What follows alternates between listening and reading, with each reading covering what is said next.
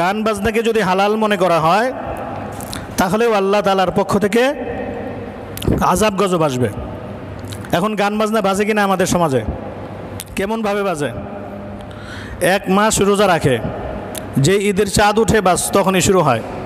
বিভিন্ন বাড়ির ছাদে, রাস্তার মোড়ে মোড়ে, বিভিন্ন খোলা মাঠে, মানে 1 মাসে সওয়াব যতটুকু অর্জন করছে 1 রাতে সব শেষ।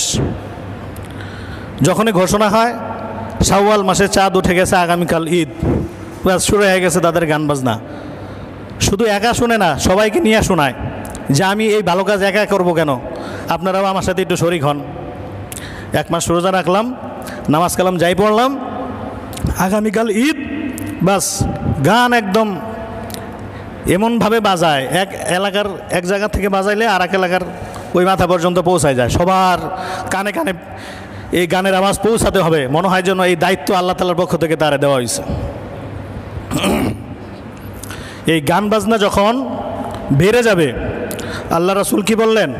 মানুষের মধ্যে আল্লাহ তাআলার পক্ষ থেকে আযাব গজব আসবে।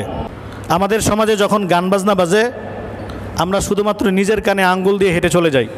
আমরা এই কথা বলি না, বাবা তুমি গান বাজনা বাজায়ও না। যদি তোমার বেশি গান শুনতে মনেই চায়, তুমি একা একা শোনো। তোমার যদি গুনাহ করতে মনেই চায়, তুমি একা একা গুনাহ করো। এই কথাটা আমরা বলি না।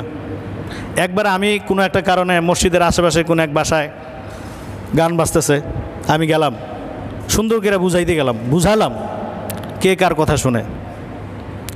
আমি মসজিদে বসা, গান বাজতেছে, মসজিদের ফ্লোর কাঁপে। আরে ভাই, এটা তো মসজিদের ফ্লোর না, এটা আর আজিমের ফ্লোর। মসজিদের ফ্লোর গানের আওয়াজের কারণে মসজিদের ফ্লোর কাঁপে। তাকে গিয়ে বললাম যে ভাই, বিয়ে শাদীর মধ্যে বিভিন্ন রকমের কালচার আছে, আপনি ইসলামিক সঙ্গীত বাজান। সঙ্গীত যদি আপনাকে বাজাতেই হয়, আপনি ইসলামিক সঙ্গীত বাজান, অসুবিধা কি? আমি যে বললাম, মনে করলো আরে 2 টাকার মৌলবি, তার কথায় কি আসে যায়, গান আমি বাজাবই, বাজাইলো। অথচ এটা মসজিদ কমিটির ভূমিকা হওয়া দরকার ছিল, এটা যে মসজিদ কমিটি এরকম একটা ভূমিকা নেবে যে মসজিদের জানালা দরজা, মসজিদের 2 তলা 3 তলা পর্যন্ত কোনো গানের আওয়াজ আসতে পারবে না। এই দায়িত্ব শুধু মসজিদের ইমামের নয়, কি বলেন? এটা মসজিদের কমিটির দায়িত্ব আছে না? মসজিদের মুসল্লিদের দায়িত্ব আছে কি না? শুনেন, মসজিদের এই ফ্লোর যখন গানের আওয়াজে কাঁপে, মনে রাখবেন আপনাদের ফ্লোরও ভূমিকম্পের শব্দে কাঁপবে। এটা মনে রাখবেন। মসজিদের ফ্লোর গানের আওয়াজের বিটের কারণে যখন কাঁপবে, আপনাদের ফ্লোর আর শক্ত থাকবে না, আপনাদের ফ্লোরগুলোও কাঁপবে। কাঁপছে কিনা ইতিপূর্বে? কাঁপছে, ভূমিকম্পে কাঁপছে ফ্লোর। তখন ঠিকই মসজিদে দৌড়ায় আসে। 2018 সালের আগের একটা ঘটনা বলি। তখন আমি মাদ্রাসায় পড়ি, সম্ভবত 16 বা 17 সালের ঘটনা। যাত্রাবাড়ি বড় মাদ্রাসা থেকে আমি লেখাপড়া শেষ করেছি। সুবহে সাদেকের আগে তাহাজ্জুদের সময় প্রত্যেক ছাত্রদেরকে ডেকে দেওয়া হয়। ফজরের আজান তখনও হতে এখনও অনেক সময় বাকি। মাদ্রাসায় একটা ঘন্টা বাজে, ঘন্টা। এই ঘন্টা বাজার পরে কোনো ছাত্র ঘুমিয়ে থাকতে পারবে না, এমনকি তার ক্লাসরুমেও থাকতে পারবে না। প্রত্যেককে মসজিদে গিয়ে তাহাজ্জুদের নামাজ আদায় করতে হবে। ঠিক এমন মুহূর্তে একটা ভূমিকম্প হয়েছিল। আমাদের মাদ্রাসার পশ্চিমে একটা বিরাট কলোনি আছে, কলোনি।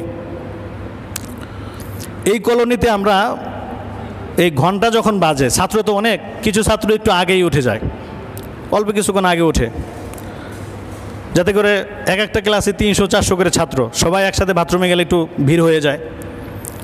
এজন্য কিছু ছাত্র আগে উঠে যায়, আর কিছু ছাত্র ঘন্টা পড়লে উঠে। তো ঘন্টা তখনও পড়ে নাই, আমার যতদূর মনে পড়ে। হঠাৎ করেই কলোনি থেকে একটা আওয়াজ, হুড়হুড় করে একটা আওয়াজ আসছে, চিল্লাচিল্লির একটা আওয়াজ। কি হয়েছে? ভূমিকম্প হয়েছে। ভূমিকম্প হওয়ার কারণে এক একটা বিল্ডিং 5 তলা করে, তো সমস্ত বিল্ডিংয়ের লোক সব দৌড়ায় নিচে নামছে।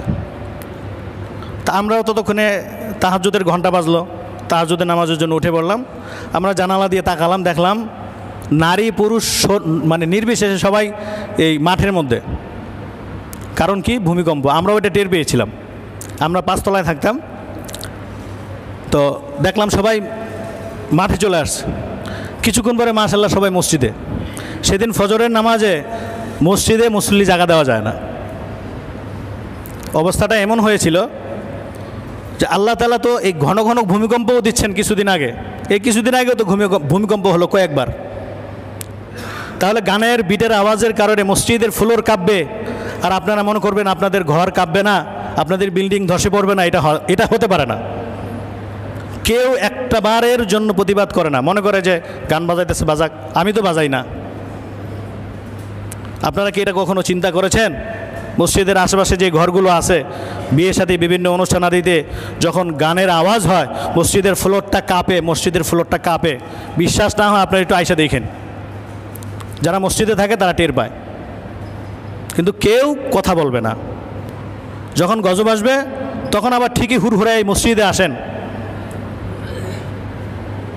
সর্বশেষে তো মসজিদেই আসতে হয় আমাদের।